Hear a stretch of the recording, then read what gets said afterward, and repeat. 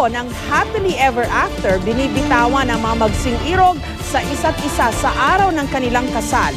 Pero hindi raw lahat ng pag-ibig wagas at hindi nagwawakas.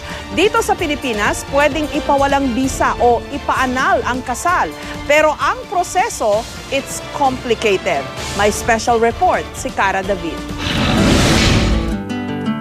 Ang kasal masasabing isa sa pinakaaasam na yugto sa buhay ng isang tao. I promise to protect you and love you no matter what. Making today the happiest day of my life. Yes, I do. Pero hindi lahat ng nag-iisang dibdib nagtatapos sa happily ever after. Si Ana, ilang taon ding tiniis ang panlalamig ng kanyang asawa.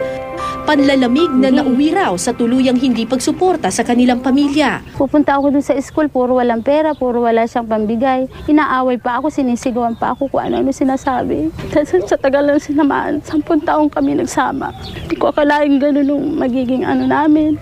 Halos 500,000 kasalan ang nagaganap kada taon o mahigit 100,000 Pilipino ang kinakasal araw-araw.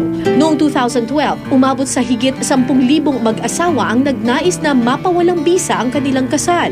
Halos 30 kaso ng nullity of marriage ang isinasampa kada araw. Kaya isa sa 5 mag-asawa hiwalay na sa isa't isa. Meron bang eskwelahan na nagtuturo kung paano maging mag-asawa? Many couples just get into it.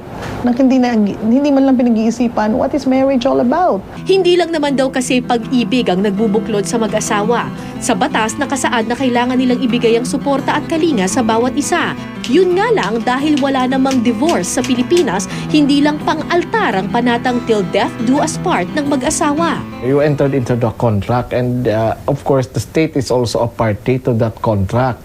Our role is defender of the marital bonds. It's not as easy as signing a piece of paper and saying, we have irreconcilable differences, we can no longer be together, we do not want this marriage to subsist anymore. Kung paano nagmahal ang Diyos na hindi bumitaw kahit anong mangyari, ganun din ang nakikita mo sa sakramento ng kasal na permanente at panghabang buhay.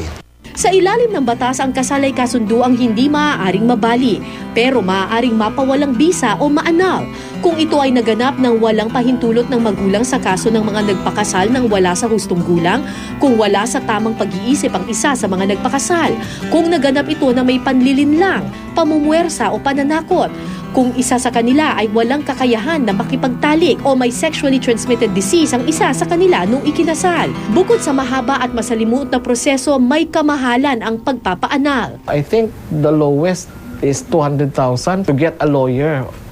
Sa kabilang banda, ang paghihiwalay at pagtataksil hindi raw sapat na dahilan para mapawalang bisa ang isang kasal. Kaya si Ana, gaano man ang saya sa bagong kinakasama, wala pa rin kasiguruhang makakamtan niya ang wagas na kaligayahan sa piling ng isa't isa.